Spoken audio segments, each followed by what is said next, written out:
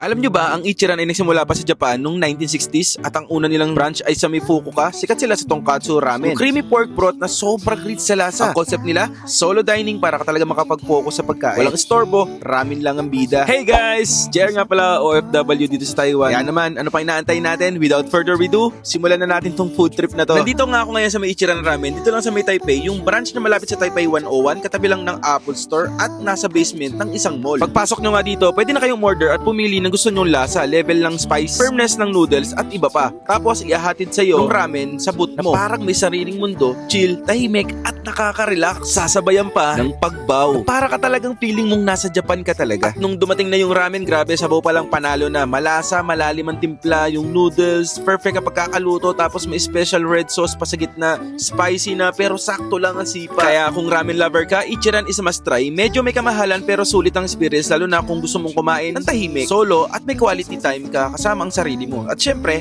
ang ramen. Wala akong ibang ginawa kundi namnamin ang bawat subo. Ito yung klase ng ramen na hindi mo minamadali kasi bawat parte may effort, may istorya. Sa bawat higop, parang may comfort na dumadaloy sa loob mo. Nakakalimutan ko pa samantala ang pagod sa trabaho, ang stress at ang kahit na lungkot na pagiging malayo sa pamilya. Ang ramen na to, hindi lang pagkain, therapy rin siya sa kaluluwa. OFW ka minsan, gusto lang ng tahimik na moment para sa sarili. Pumunta ka sa Ichiran, hindi mo na kailangan ng kasama kasi minsan sapat na ang ramen at ang kapayapaan.